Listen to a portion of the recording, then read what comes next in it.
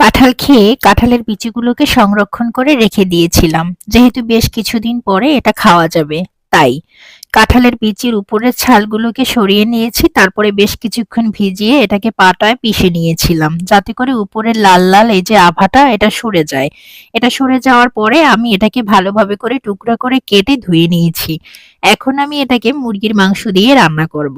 মুরগির মাংস দিয়ে রান্না করার জন্য মাংসগুলোকে আমি ভালো করে ধুয়ে পরিষ্কার করে নিয়েছি। এখন এখানে আমি মশলাটাকে কষিয়ে নেব।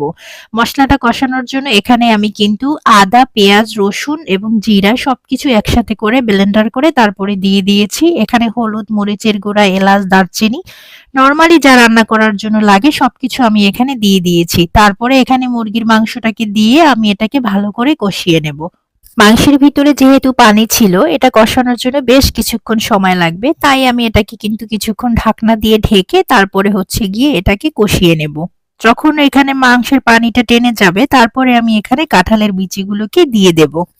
কাঁঠালের বিচিটা দেওয়ার পরে সেম প্রসেসিং এ আমি এটাকে আরো বেশ কিছুক্ষণ পর্যন্ত কষাতে থাকবো, যাতে করে কাঁঠাল এবং মাংসের ভিতরে যে সামান্য পানিটা আছে সেটা আর না থাকে। তারপরে নির্দিষ্ট পরিমাণ পানি দিয়ে আমি রান্নাটা শেষ করব। আমার রান্নাটা কিন্তু শেষ হয়ে গিয়েছে, আমি উপর থেকে জিরের গুঁড়োটাকে ছিটিয়ে দিয়েছি। এখন কিন্তু আমার রান্না কমপ্লিট। খুবই মজা হয়েছিল।